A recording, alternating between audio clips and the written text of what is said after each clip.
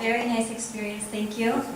I would like to welcome Ms. Bina Chaturvedi. She's a psychologist and she's here today to share a little bit of stress management. She's going to make it a little more fun and interactive and use the principles of our HSCRF to help shine some more light on stress management.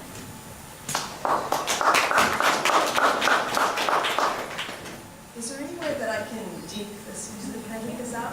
I just can't stand behind a podium. It makes me nervous. Like I'm supposed to know something, and I don't. So when I don't have a podium, it's much better for me. Can you hear me in the back? Yes. Good morning. Good morning. I don't really know anything, so I'm just going to start with that premise. But in my clinical practice, I've been doing clinical work for about 20 years now. So I know I use a lot of good wrinkle cream, so it makes me, and I have very good genes. So I've been doing clinical work for about 20 years now. I am a clinical psychologist. I have a private practice. I do research and I teach. And I am a mom and I am a wife. So that's all I do. And I am a daughter. So with that, one of the things that I've learned, and it was kind of an interesting topic because I was asked to talk about stress management and blissful living. And I thought, wow, that's pretty large. That's like a dissertation. So what I decided to do is I thought I would kind of tell you some of the principles that I try to use with my patients, and also give you some stories about my patients, if you will allow me. So the one thing that I found is that every time a patient walks in the door, they say, "Dr. Parekh, I am so stressed out." And I say, well, tell me what your sources of stress are. My husband, my job, my money, my kids, my household, everything, my in-laws, oh, that's a big one. So everything is stressing them out. And then I say to them, so what is it that you want to do? What do you want to change? And they say, I don't want to be stressed. You need to eliminate my stress. And I think to myself, well, you've come to the wrong place, because I don't know how to do that. So I say to them, so in other words, you want me to eliminate your positive stress too? And they say, what do you mean by that? I said, you know, like when your son gets married, or when you become a grandmother, or when you buy a new house, you want me to take away that too? That's also very stressful, but it's seen as a good stress. So they don't like that answer. Because unfortunately, in the world that we live in, it's very stressful, it's very chaotic, and it's hard to eliminate stress. There are just things in our lives that make us anxious and overwhelmed. So can you go to the next slide, Uncle? So what I found in my practice is there's two kinds of people, and you can figure out what kind of people you are. Or you might be both. So I found that there's two types of people. There's past thinkers, and there's future thinkers. So there are people that you will come across that all they talk about and ruminate on is their past. Oh, you know, when I lost this, or when my house was on fire, or when I lost my job, or when I divorced. All they do is think about the past. And they think about it constantly, all day long. And then I have people, and these are people that are very tricky. These are my future thinkers. They are always thinking about the future, which is, oh, if I save enough money by 10 years, I'll be able to buy a car. Or if I do this, then I'll put my son into the best preschool, so when he goes to college, he'll be ahead. These are my future thinkers. And so what ends up happening is, the past thinkers, unfortunately, they always come in and say to me in very different ways, but they'll say to me, I can never escape my past.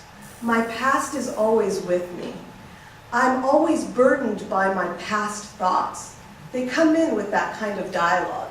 And then my future thinkers are, it'll be better when. It'll be better when I get married. It'll be better when I get a child. It'll be better when I get a promotion. It'll always be better when. So these two ways of thinking, as you can imagine, lead you nowhere. I'll go to the next.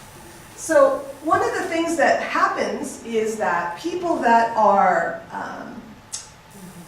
I would say past thinkers, the word that I use to describe them is depressed and stuck. Because they're stuck in their lives, they're cloaked by their past. So their entire identity becomes their past. So when you meet them, there's nothing authentic about who they are in the present, it's all about their past. And the future thinkers, the thing that the future thinkers do is they're always ready to give you advice. Oh, you should do this. And you need to do that. And you need to do this. And you need to straighten that out. However, that's not a good way to live either. Because you can also, sometimes people don't want your advice. So that also leads to conflict. And so those people end up becoming obsessive and worried. So you've got your past thinkers that are stuck and depressed. You've got your future thinkers who are stuck and that are obsessed and worried. And that obviously is not blissful living. So the thing that I work on is I have 2 P's that I work on in my practice because I'm not very sophisticated. So I can only handle so much. So my first P is, can you just go back to the other slide? Sorry, Uncle. Is present thinker. So one of the things that I work on with all my patients is being a present thinker. Not a past thinker, not a future thinker, but a present thinker. A person that actually brings one's attention to the moment without any judgment. To the moment without any judgment. In the world that we live in that is so technologically advanced, there is no present thinkers anymore. Because as soon as you want to be present, you flip your iPhone on. As soon as you want to be present, you go in the car and you put on music. As soon as you have a solitude moment, even in the shower, you're not a present thinker. So technology has really eradicated and made this space very, very small. Because we are constantly trying to what? Divert our attention. Divert our attention. I mean, if you look at the schools nowadays, and if you look at all the studies, the reason why many children are suffering in the educational system is because they can't be present to learn. They're always thinking about that video game. They're always thinking about iTunes purchases. They're always thinking about Netflix. So it's not a present thinking society. And the key part of present thinking for me is without judgment. Because when you put judgment in, then you're no longer present. You're far, far away. And the judgment is essentially our opinions. So one of the things, I'll go to the next one, is that we as a society need to work on being present, cherishing whatever it is that we do, cherishing whatever it is that the moment that we're in, being fully present. Even when we're eating, we're not present. Even when we're eating. It's like, I know myself, I'm very guilty of this. In my day, I get very, very busy. And so what do? I bring my lunch in front of my computer and I eat. Because I'm like, oh, I need to eat. And I have another patient, and here's the computer, and I can get a few files done, but I'm not even tasting my food. So this is something that I do try to work on with my patients, especially those that are past and future thinkers.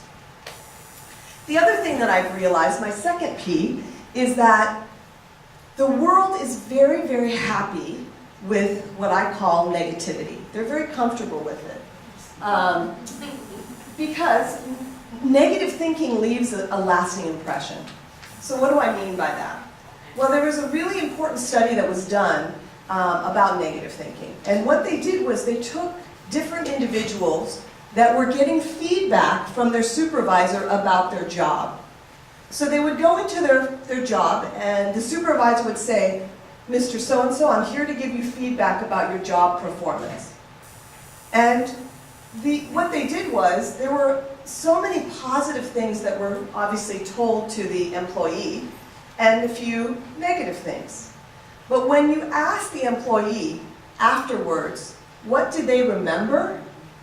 They only remembered the negative. That's all that they remembered. And if you look at that, even in the news now, the stories that get flashed first are the ones that are negative. Yes. There are very few positive, heartwarming stories on the news.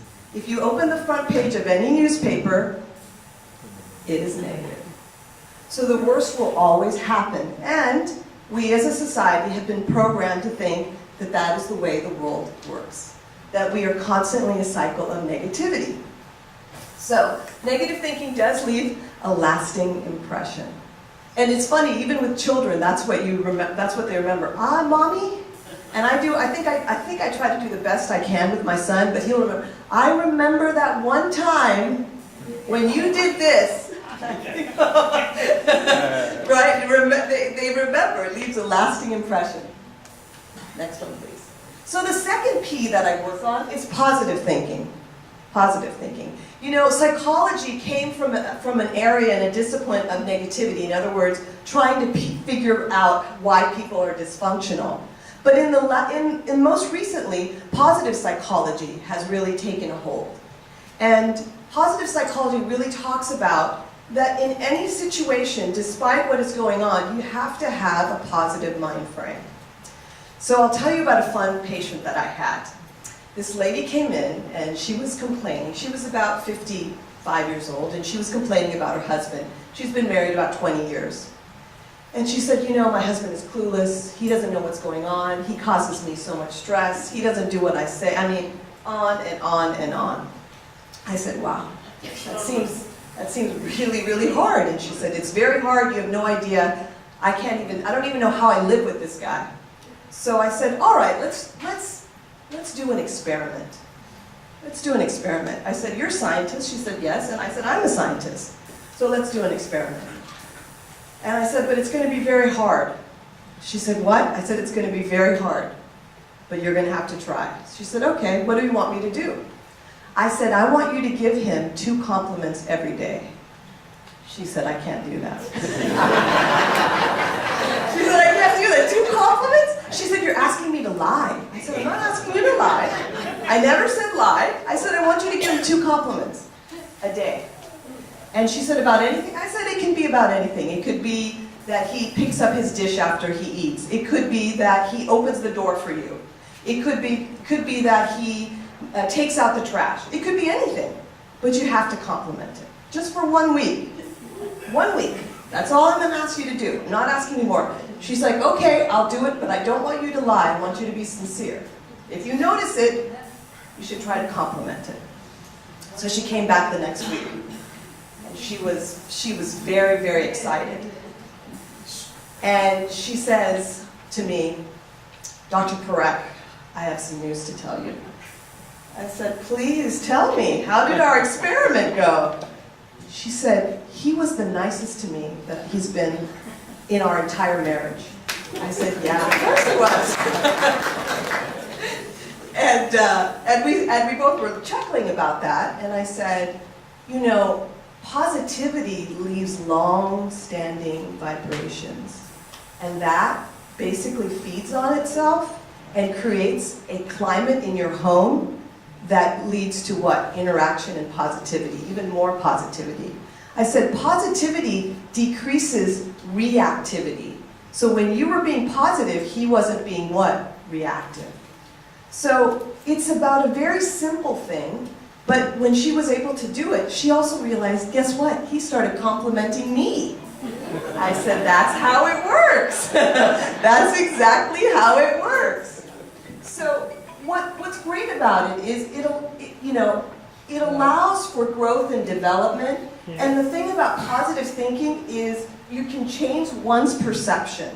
Yeah. Because if you can change your perception about whatever situation is going on and be more positive, those vibrations, I think, can lead to a long-term positive outcome for yourself. And I think the other piece that I found is in staying positive is that internally you also change. So all the things together. Next slide, please. So for me, I don't want to be too long-winded, but I did want to just say that for me, the two principles are P and P, and of course my name is Parik, so it has to be a P.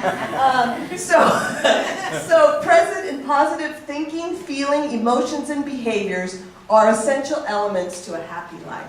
I believe that. I can't say that I mastered it, but I do say now with my own husband, I say 3 compliments a day. So life can be a journey that you hold the map for. And so a lot of times in our world we think we have no control, but even if you just do these 2 things, you will have a lot of control. So that's all I wanted to share with you today. Thank you for that. Does anyone have any questions for her?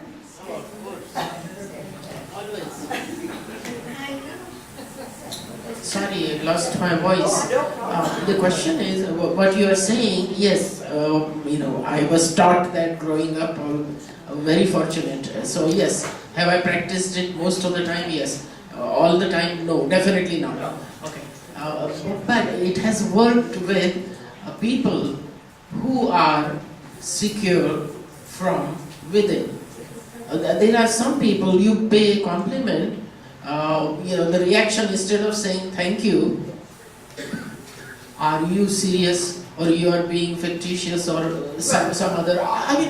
I said learn to say thank you when someone compliments you. Oh, was that a compliment?